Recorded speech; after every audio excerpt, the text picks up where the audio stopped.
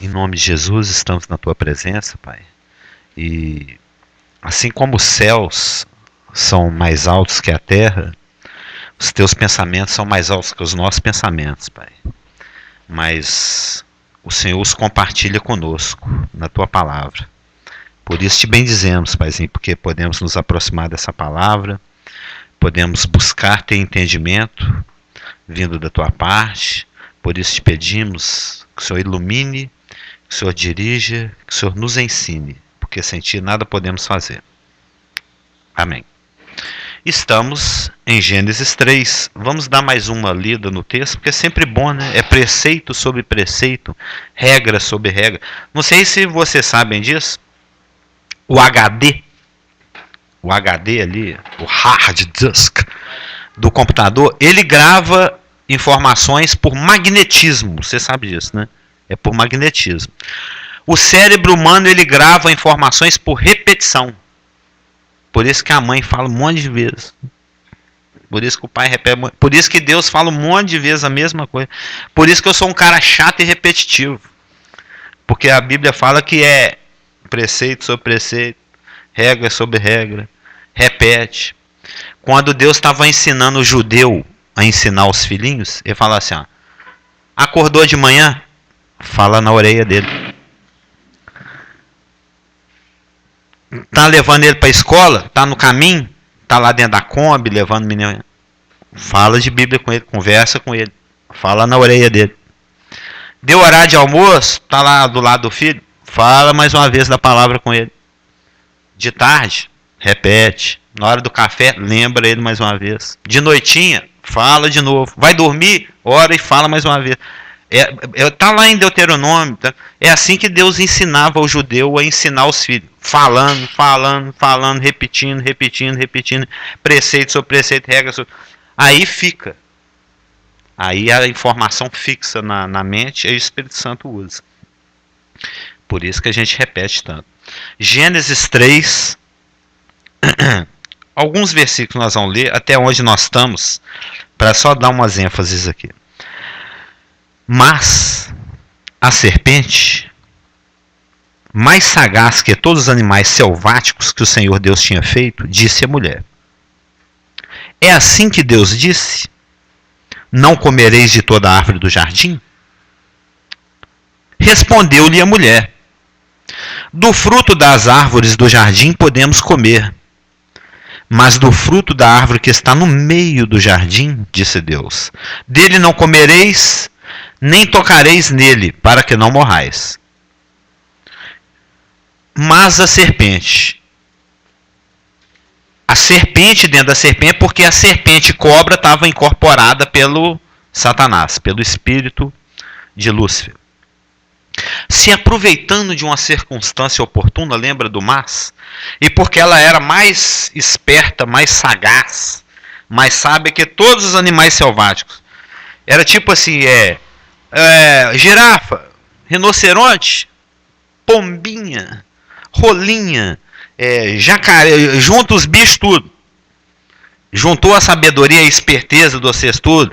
Aquele bicho que fica ali de tocaia, né? O gato fica ali no cantinho, esperando o passarinho posar, aí ele fica em silêncio, o bigodinho dele começa a mexer, dá aquele pulo no passarinho, come. Ele tem uma estratégia, ele tem um jeitão, o leão tem... Vocês já devem ter assistido Geographic Channel, essas coisas lá, o leão, aquela coisa. Então, se juntar toda a esperteza, toda a sabedoria, toda a sagacidade desses bichos tudo, e juntar, Satanás fala assim, tem mais ninguém não, pode vir mais um aí. Junta vocês tudo aí que não dá eu. Né? Mais sagaz que todos os animais. Se juntar esperteza, sagaz, todo mundo não chega nem na unha da esperteza que Satanás tem. E ele se aproximou de Eva com aquela pergunta insinuativa, aquela pergunta que dava margem para interpretações, objetivando mudar a opinião de Eva a respeito de Deus. Lembra que nós estamos vendo isso? Olha só a consequência. Eva deu ouvido para uma frase de Satanás. Uma. Satanás pondo em dúvida a palavra de Deus. É assim que Deus disse? Uma frase. E já trouxe uma repercussão na mente de Eva. Um pouquinho assim que você dá o ouvido para o inimigo, ele já... É tipo assim, você tem uma panela de comida muito boa. Eu já fiz muito isso. Assim, de burrice, né? Às vezes você já tá com aquela farofa tão boa, tão bacana. Aí eu vou acrescentar mais uma coisinha e você põe pó de café sem querer. Já pôs, ou pôr sal. Alguém aí me contou, quem que foi? A história do... isso foi ontem a Raquel e o Rafael. Ela foi adoçar a limonada dele e colocou sal. Então ficou aquela salmoura de limão, deve ter ficado horrível, né? Ela errou a mão. Então, desviando do assunto, o Senhor, ele prescreveu um mandamento, conforme a gente estava conversando, né, Nathan? Porque Deus queria testar o coração de Eva. Lembra? Em quem que eu confio é que eu obedeço. O coração de Eva está sendo enganado e está se revelando que ela na realidade não confia no Senhor, porque ela está dando ouvidos à voz do inimigo. E ela deu ouvidos a uma opinião de Satanás, e isso já trouxe como consequência. Vamos ver a resposta dela no 2 e 3. Trouxe como consequência que ela estava se confundindo no conteúdo da palavra. Bom dia. Ela já estava subtraindo informações da palavra. Bom dia. E ela estava acrescentando informações na palavra. Então, observa nos versículos 2 e 3, quando a Eva responde para Satanás. Respondeu-lhe a mulher: do fruto das árvores do jardim podemos comer. Não foi exatamente isso que Deus falou. Deus falou: de toda a árvore do jardim comerás livremente. Ela não usou a expressão nem de toda e nem livremente. É aquilo que nós estávamos falando na semana passada. O efeito da frase, da pergunta de Satanás na mente de Eva, é que ela já não está olhando Deus da ótica correta. Satanás está puxando Eva para enxergar Deus da forma que ele não é.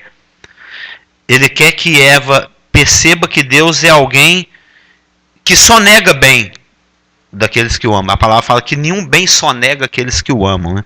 Ou seja, ela já não está enxergando a graça de Deus, porque ela suprimiu, tirou, não tá, na frase dela não veio o de toda e livremente.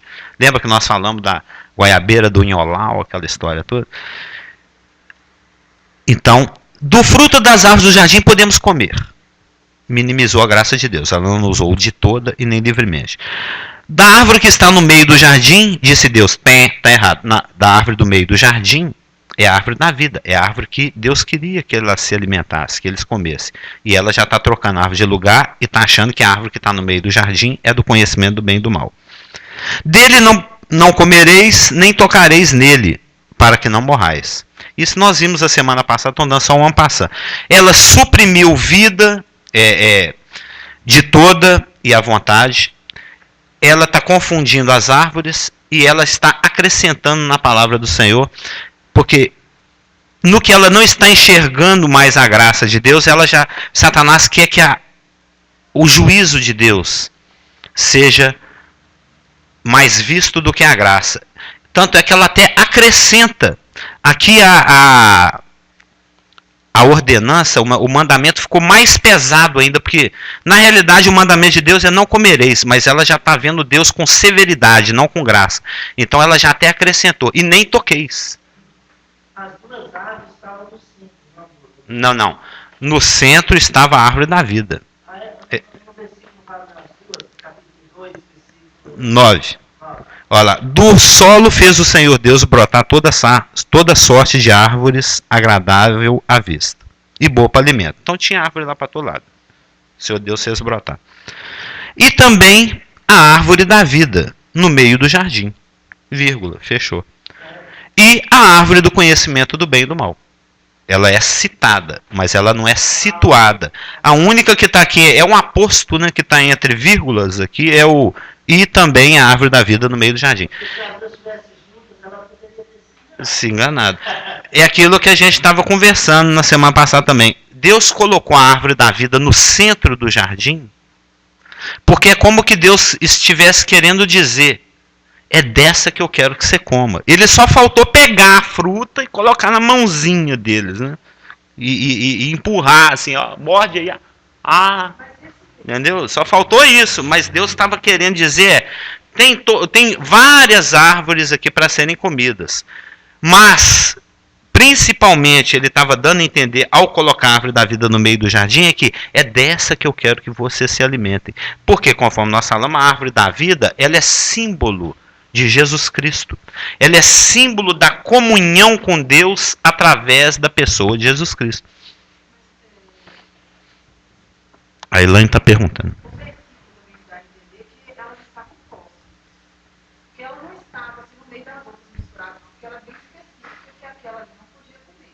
Sim. Eu acho que deve misturar no meio das outras para poder se. Eu acho que estava no meio também, mas não no meio do central. Mas estava em destaque. É aquilo que a Márcia estava colocando na semana passada, que a palavra não fala, que dá margem para você imaginar à vontade. E você lembra que a Márcia falou, será que a serpente não estava assim meio que oferecendo, né? Sim. Bem, pode ser visto assim. Mas o que eu entendo aqui de qualquer maneira, a árvore que foi citada no texto como no centro do jardim é a da vida. E é dessa que a Eva está achando que não pode comer e nem tocar. Exatamente. Só fala que estava no jardim, né? Ela estava lá dentro do jardim. Mas esses atos falhos da Eva, de não citar que pode comer de toda e livremente, de estar confundindo as árvores, qual árvore está no meio do jardim, qual que pode comer, qual que não pode. O fato dela avultar, aumentar o peso do mandamento, acrescentando nem toqueis, nem tocareis nele. E o fato dela não ter levado... Não diz. Ela está sendo conduzida, ela está sendo conduzida por Satanás nos seus pensamentos. E quando você dá ouvidos a Satanás, é óbvio que ele biblicamente vai te convencer a se afastar do Senhor. Ele vai usar o nosso antigo pastor, né? O pastor da comunidade anterior, uma vez numa conversa particular com ele me falou o seguinte: ô Carlos, a palavra de Deus, quando você conhece a palavra de Deus, ela gera, ela propicia, ela permite, né, uma obediência muito forte. Porque quanto mais eu conheço da palavra do Senhor, mais eu me afeiçoo, né, mais eu sou o maior fã de Jesus Cristo, eu acho ele uma pessoa super bacana, eu gosto de conviver com ele, eu acho ele legal. Isso é engraçado, que é uma frase que eu falei antes de nascer de novo. Quando eu estava lendo Bíblia pelas primeiras vezes, eu até falava assim, eu não gosto muito de Deus, não. Deus é um cara meio nervosão, né? Que eu lia ele lá no Velho Testamento, mas Jesus Cristo eu acho um cara legal. Ainda bem, né? Porque é através dele que a gente se aproxima de Deus e aí me aproximei e me aconcheguei nos braços. Mas não é a questão. A questão aqui é... Eu estava citando esse pastor. A palavra de Deus, ela gera uma obediência muito forte. Mas a palavra de Deus gera uma desobediência muito forte também. Porque se você quiser, você pode pegar versículos que justificam os seus pecados, que justificam o seu estilo de vida, que justifica a sua linha de raciocínio teológico. Satanás, a gente tem falado aqui, ele usa a palavra para enganar. Por exemplo, quando nós estivermos estudando a tentação de Cristo, nós vamos ver que ele pegou um pedacinho de um salmo com um pedacinho de outro salmo para induzir Jesus Cristo a tentar Deus. Exatamente. Ele chegou e falou assim, ó, que lá num versículo de Salmo fala assim, que aos teus anjos dará as ordens para que cuidem de ti, né? Isso é só dando uma antecipada que nós vamos estudar também, igual nós estamos fazendo aqui com Gênesis 3. Nós vamos fazer também com Jó. Nós vamos fazer também com Mateus 4. Nós vamos estudar aquelas poucas passagens onde nós vemos Satanás em ação. Né? Ele em pessoa. Ele também está em ação aqui na Bíblia, em vários outros lugares, mas sem ser pessoalmente. A gente vê ele agindo através de Pedro. Mestre, de maneira nenhuma tem dó de ti mesmo. A Elaine citou muito bem quarta-feira, né? A mulher adúltera lá, e os mestres, ela até citou bem, Elaine, o Satanás ele sempre se aproxima colocando a palavra de Deus num tom de questionamento, num tom de dúvida, num tom de ambiguidade, dando margem para várias interpretações, sendo que a verdade é uma só. Lembra, na quarta-feira, trouxeram a mulher adúltera lá, mestre, a Bíblia fala isso, a palavra diz o seguinte, e tu, o que dizes? Ele sempre vem colocando uma pergunta, sempre deixando um espaço para que você erre, sempre um espaço para uma resposta certa ou uma errada, tomara que você erre. É isso que ele pensa. Por exemplo, aqui em Mateus 4, ele está usando Bíblia para manipular Jesus Cristo e fazer com que Jesus Cristo tente ao Senhor. Porque ele vem aqui e cita meio versículo de Salmos. Aos seus anjos ordenará a teu respeito para que te guardem. E pega um outro pedaço de um outro versículo de Salmo e emenda com esse. E eles te sustentarão nas tuas mãos para que não tropeces em alguma pedra. Isso aqui são salmos messiânicos. Estão falando do cuidado especial que o Senhor teria com a semente da mulher, que é o Messias, para que a mordida de Satanás não fosse muito forte no calcanhar dele. Porque quando você estuda Gênesis 3,15, Deus faz uma promessa.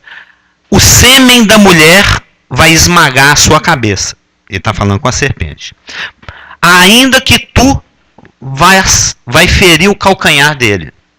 O calcanhar é símbolo de humanidade, ou seja, Satanás teria êxito alcançando alguma coisa na humanidade de Cristo, ao infringir-lhe dor, a morte física, porque nós lembramos que Hebreus que o responsável pela morte, em última instância é Deus, mas o operacionalizador, quem operacionaliza ela, é o diabo. É aquele que tem o poder da morte, é o diabo. E Deus nos livra dessa morte e do temor que nós temos dele com essa morte debaixo do braço. Então, o Messias, como ele teria alguém no calcanhar dele mordendo, a gente vê que durante o ministério terreno de Cristo, eles tentaram jogar ele do penhasco, tentaram apedrejá-lo, tentaram matá-lo de várias formas. Herodes matou dezenas ou milhares de crianças, dezenas de milhares ou milhares de crianças para ver se conseguia matar o Messias que tinha acabado de nascer também. Então, desde o nascimento até o último momento de Cristo, Satanás tentou destruí-lo, matá-lo humanamente o tempo todo. Mas existia uma proteção especial da parte de Deus com relação a esse ministério messiânico de Cristo. É igual tem os anjos da guarda que nos livram, nós vimos de passando, que nos livram de intempéries físicas, nos livram da morte, de acidentes e coisa e tal. Cristo também tinha esse ministério angélico a favor dele. Por isso, dessas passagens aqui em Salmos. Se porventura algo humano tente impedir a sua carreira messiânica, te matando antes da hora, existem ordens dadas aos anjos para que eles te protejam e te livrem. Tanto é que teve momentos em que eles levaram Jesus Cristo para jogá-lo do penhasco para que ele não chegasse à cruz. E, muito provavelmente, por ministério angélico, os olhos deles foram tampados e Jesus saiu, passou batido assim, saiu de fininho e o pessoal, cadê o cara que a gente ia derrubar aqui do penhasco? Porque os anjos confundiram. Então existia um ministério angélico de proteção física da parte do Messias. Mas isso não quer dizer que aí Satanás pega meio caquinho de versículo aqui e fala assim, tem anjo tomando conta de ti. Viu, Messias?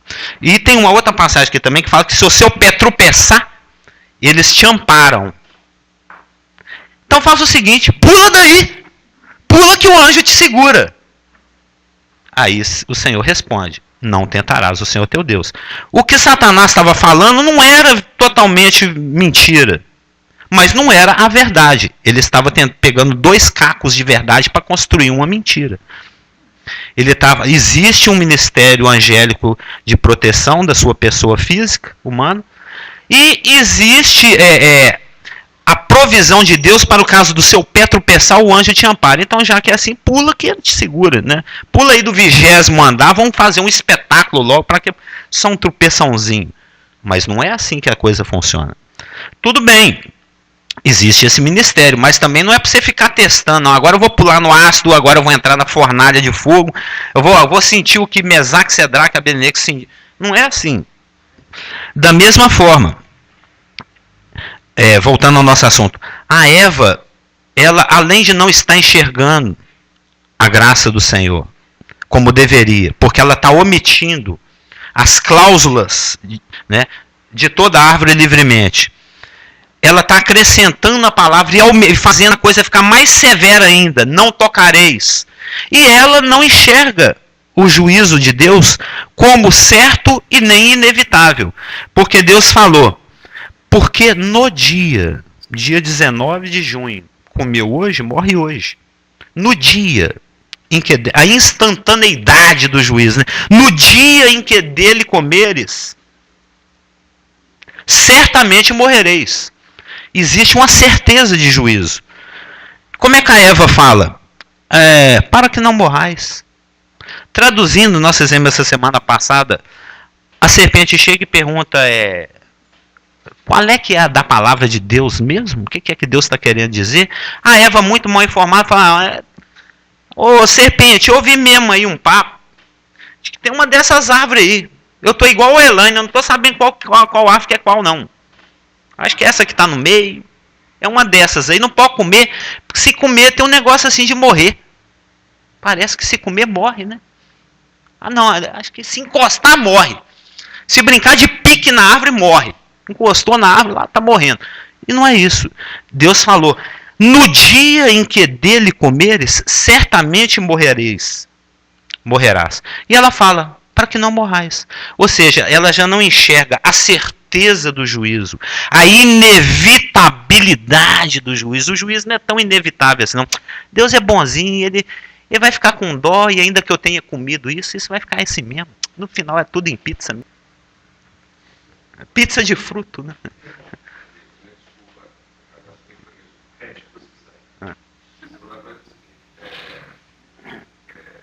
Na sua compreensão, o que Eva e Adão poderiam ter morrer? Lembrando o seguinte, eles estavam tendo as primeiras experiências da humanidade. Eles nunca tinham visto ninguém morrer. Não tinham visto ninguém morrer, nenhuma planta morrer, cuidavam, nenhum passarinho morrer, nenhuma vaca morrer. Nunca tinham visto morte. Tá que nem a flor morria. Se me permite colocar aqui, eu nunca tinha visto morte na vida deles. Né? Exato. Então, o que é que você compreende que eles entenderam?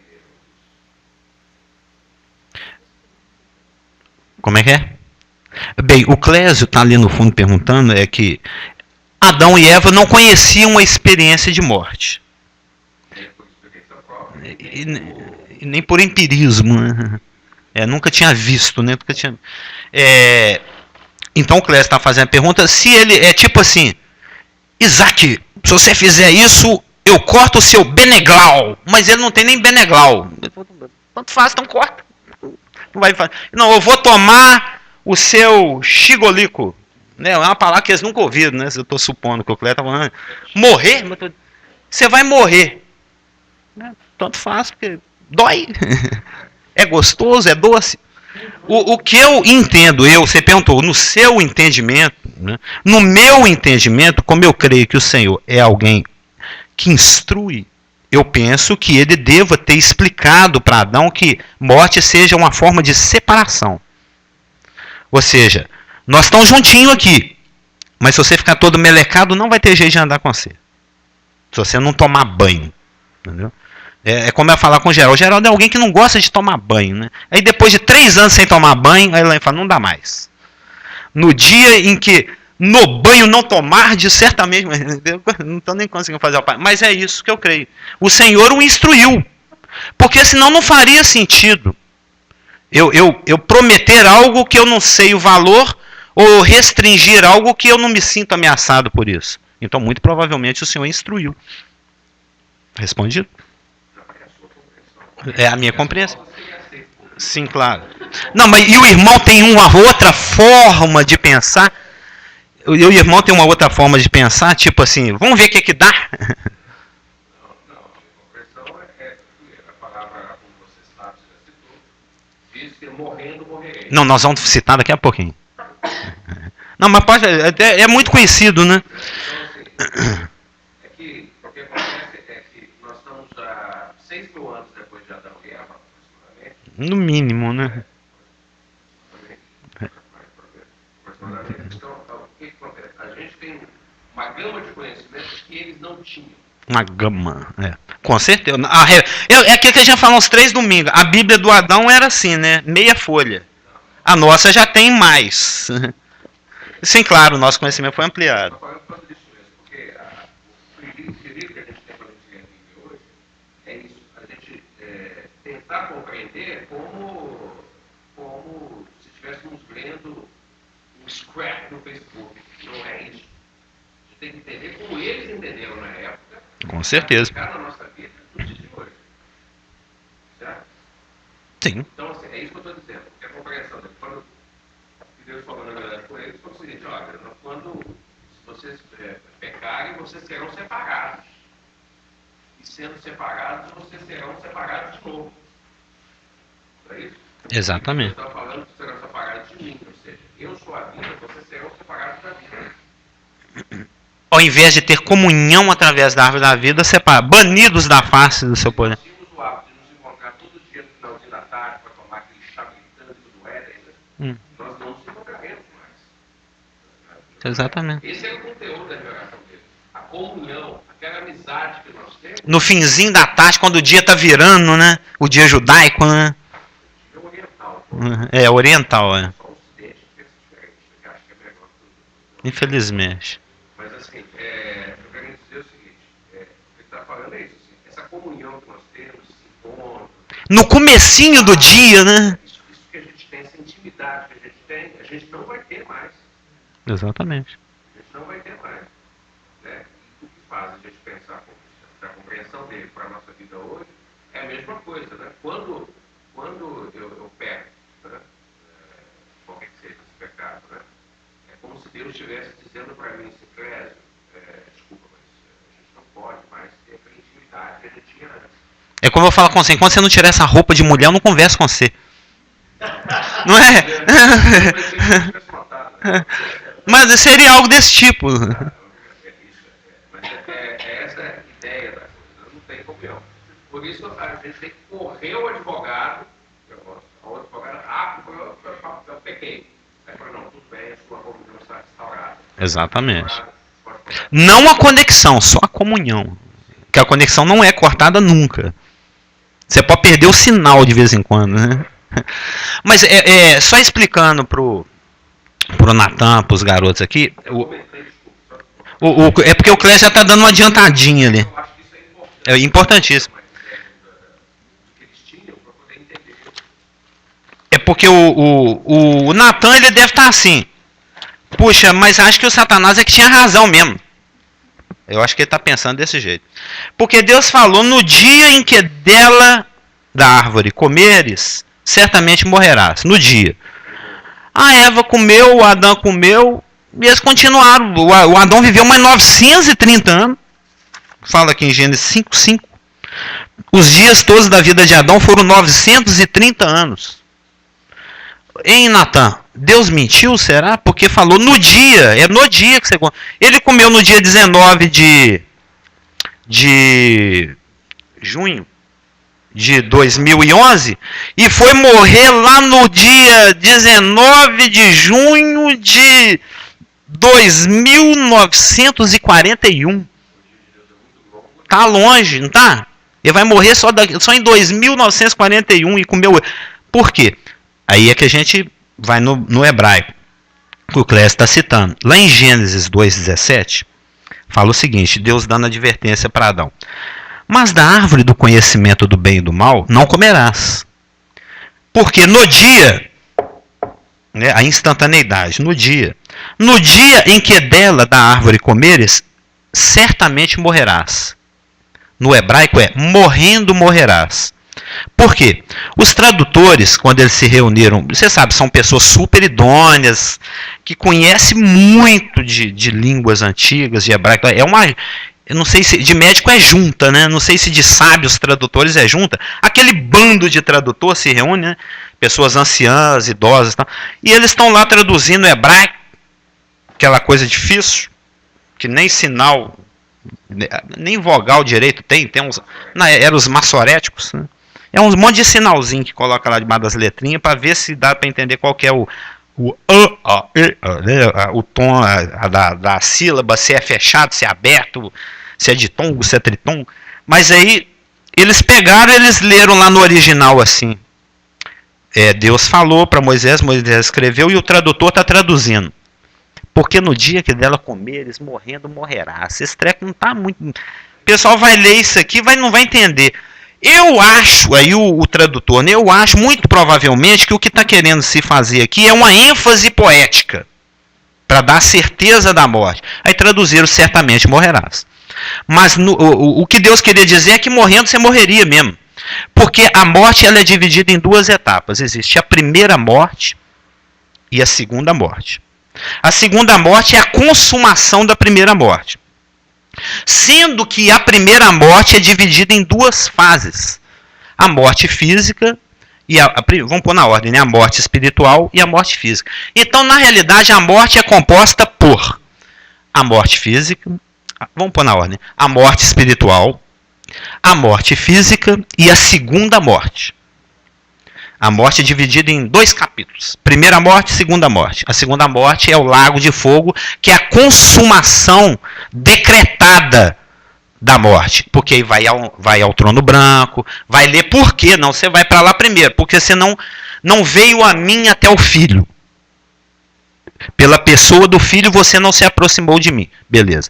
Você não quis advogado? Responda você pelos seus atos. Você roubou uma bala na loja americana, xingou sua mãe, aí vai lá.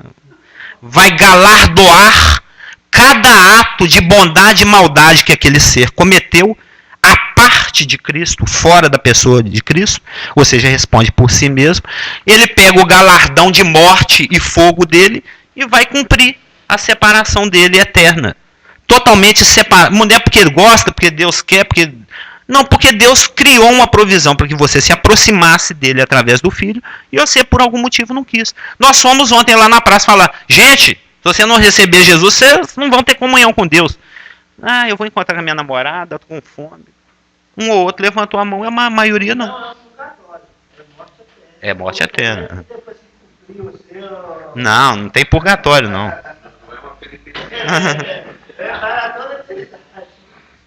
Então vocês estão entendendo? No momento em que Adão mordeu do fruto, ele morreu espiritualmente. Ele já estava separado de Deus na sua comunhão pela sua desobediência, porque pela desobediência de um só. Pela sua desobediência. Ele sabia o que Deus queria.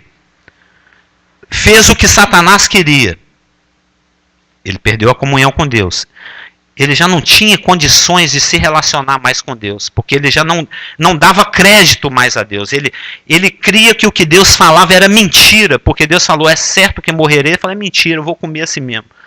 Ele se separou espiritualmente de Deus, o que é manifesto pela vergonha, pela percepção da nudez, pelo medo da voz do Senhor. Não ouvi a sua voz e fiquei com medo. Pela expulsão, né?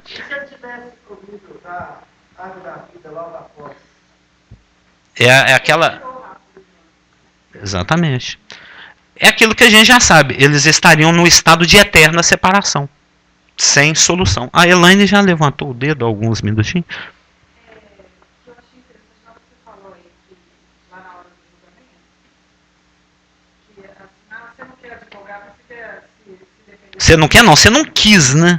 Não, você não escolheu. Eu lembrei do julgamento, né? Se a pessoa não quer advogar, você mesmo vai se defender, então tá bom. Não tem nem noção. E por que Deus picou a morte em pedacinhos, separou e colocou a morte em fases? Porque se Deus não tivesse feito isso, a Eva teria mordido o fruto, teria levado para o seu marido. No momento que o marido mordesse a fruta também, ambos cairiam fulminados no chão, né? Duro e fedendo, como se diz, lá no chão. Mas Deus separou a primeira parte da morte em duas etapas, a morte espiritual e a morte física, para que nesse interim, né, nesse meio, durante esse período, que você já nasce morto nos seus delitos e pecados, deixa os mortos enterrar os seus mortos, você já nasce numa condição de separação, porque pela desobediência de um só, todos pecaram. Então, como consequência desse ato de Adão aqui em Gênesis 3:6, toda a humanidade está separada de Deus. Então você já nasce morto espiritualmente. Efésios 2, 1 e 2. Você já nasce morto nos seus delitos e pecados, separado naturalmente, espiritualmente de Deus, caminhando em direção a uma morte física, que pode ser 3 minutos depois que você saiu do útero da sua mãe. Pode ser 81 anos. Meu pai está lá, ele tem 81 anos, depois que ele saiu de dentro da mãe dele. Ele está lá ainda, está arrastando nesse planeta aí. Eu já tenho 50. O Clécio tem lá seus 20 e poucos. Né? Estamos nós aqui, cada um vivendo a sua peregrinação terrena. E nesse interim, entre o momento em que qualquer ser humano nasce, e nasce morto, é o natimorto, né? Ele nasce morto nos seus delitos e pecados, até o momento da consumação da morte física, esse é o dia, é o ano, né? Quando é aceitável é ano, né? É dia da retribuição e ano aceitar, não só fazendo a paráfrase lá com a passagem messiânica. Então, o seu período de existência terrena é o período que você tem de oportunidade para reverter essa situação através da pessoa de Jesus Cristo. A coisa não é complexa, não é tudo muito simples. É Satanás que complica as coisas. Ou nós, né? Ele levantou o dedo 3 segundos antes, Helene. Aceitar a reversão, não reverter. É aceitar a reversão. É. A reversão já foi feita, né? Se me permite usar uma ilustração que eu li anos atrás, a situação é como o Clécio. Cita a gente, mas não está outro. Isso é coisa do Valdemar. Não, estou enterrado no hospital, no cemitério da Paz. Eu estou enterrado no cemitério da Paz. Não adianta uma pessoa chegar com a Bíblia e pregar, falar e orar em cima de mim, eu estou morto. Se Deus não fizer um milagre para que eu ressuscite, nada disso é feito. É para enfatizar o seguinte, a visão que tem da outra igreja monoteísta, por exemplo, de que você precisa de fazer alguma coisa para contribuir para a salvação. Não é isso? E o conceito cristão evangélico é que você não precisa fazer. Jesus fez, cara. Se você precisa fazer alguma coisa, a morte de Jesus foi em vão. Ele precisa ter morrido para poder fazer a parte dele e eu faço a minha parte. Né? Aquele versículo famoso que todo mundo sabe que não existe. Né? Apocalipse 23, 23. Então, lembrar isso, né? Esse período que você falou da oportunidade é o período de eu aceitar a provisão de Deus. Não, mas eu quero te dar a vida. Eu quero ser bom, eu quero ser separado, eu quero ser vivo e que seja feliz. É impossível ser feliz sem Deus. Você quer? Não, eu vou comer namorada, eu estou com fome. Aí é outra história. Nesse lapso de tempo que é recuperado ali na Caça 7 e vocês estão entendendo, garotos? Só, Elaine, eu vou te dar.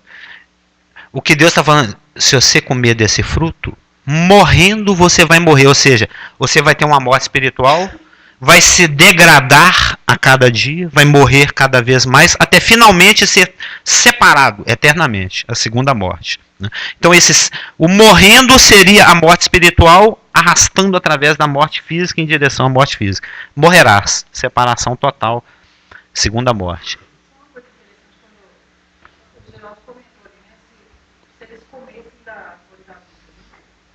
Foi interessante o que você falou, porque Deus já manifestou a graça e misericórdia dele. Ele tirou imediatamente para que o homem não vivesse eternamente separado dele. É para dar cumprimento a Gênesis 3,15. Né? Não, é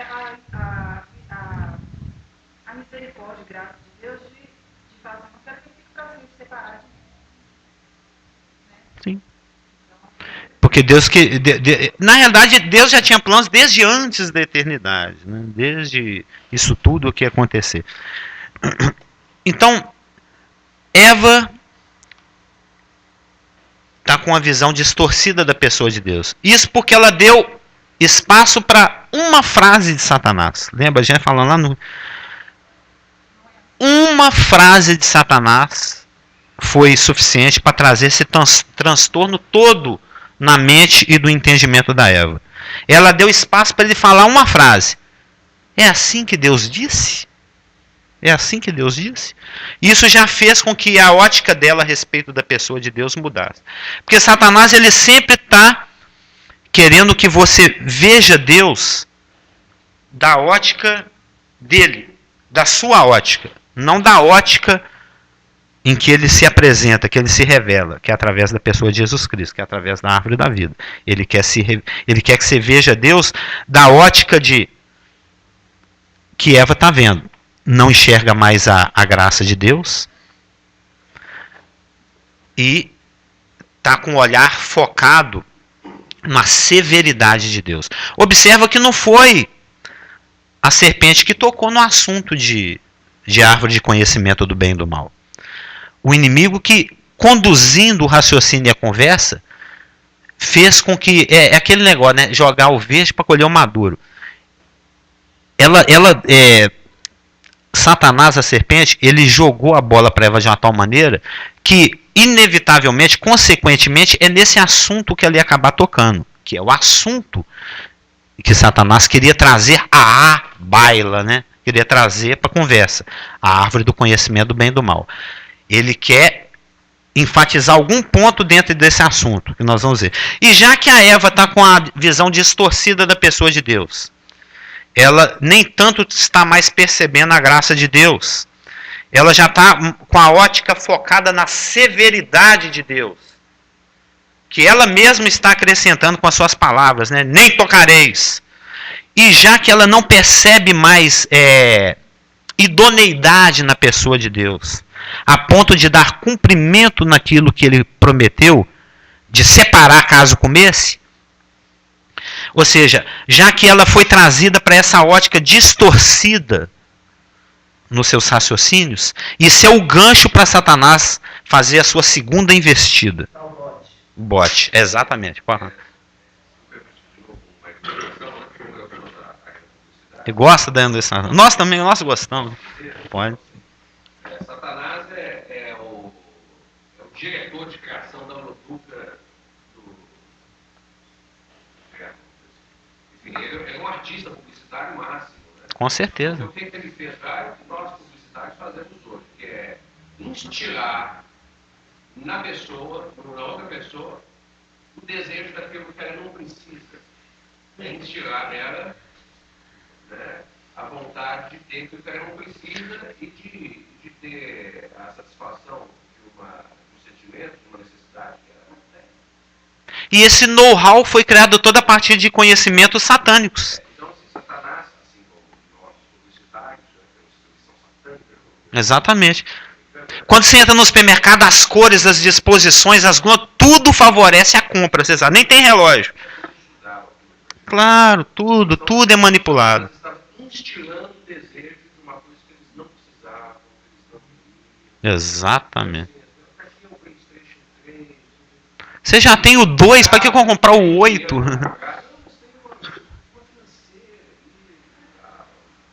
Exatamente isso. Sim, outra escola dominical, você falou que o Jardim do Éden era uma grande escola. Hoje você está falando que é um grande shopping também, né? É um mall. Mas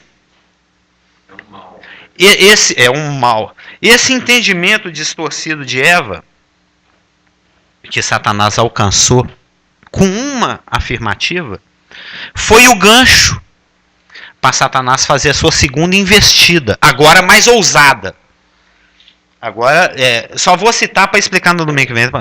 Fala o seguinte: então a serpente disse à mulher: é certo que não morrereis. É certo que não morrereis. Ou seja, se antes ele estava insinuando, ele estava conduzindo, agora ele vai fazer uma afirmação frontal. Uma afirmação bombástica, né? Agora ele vai ser atrevido. Por quê? É como se diz, né? Já está na pata mesmo. Eu já cantei, eu já conquistei, eu já seduzi, eu já trouxe para onde eu queria que ela fosse. Agora eu posso rasgar o verbo, que ela não vai assustar. Ela já está enxergando Deus de um ponto de vista equivocado. Se eu falar uma mentira muito rasgada agora, ela não vai nem questionar. Porque ela já está raciocinando comigo. Ela já está enxergando. Deus não é tão bom assim, na realidade ele é até um pouco ruinzinho. O fato dele ter mentido, então, não é tão grave. É até possível. Então ele fala rasgadamente: é certo que não morrereis. Ele afirma diretamente algo totalmente contra o caráter da pessoa de Deus. Deus não é gracioso. Deus, ele é egoísta. Ele está reservando algo para si mesmo. E para que você não tenha acesso a essa coisa que deve ser a melhor de todas, ele colocou essa proibição assustadora. Ele ameaçou te mandar para fora de casa, se você comer. Mas é porque ele está reservando o melhor para si. Ele está servindo o pudim de pão e escondendo o pudim de leite condensado. Que é bem melhorzinho, né, do que aquele de pão todo socado, que é um monte de pão velho. Ou seja, Deus... Aí a Eva, só para os irmãos ficarem pensando, ele vai deixar a Eva do jeito que eu vou deixar vocês. Fica pensando nisso, Eva. Qual que é o custo-benefício? Vale a pena? Vale a pena? Será que as consequências de comer esse fruto são tão razoáveis assim? Eu acho que vale a pena. Satanás fala. Eu acho que vale a pena. Porque ele vai falar daqui a pouco, o seu olho vai abrir. Você vai ser igual a Deus. Você quer coisa melhor do que isso? Semana que vem prosseguiremos.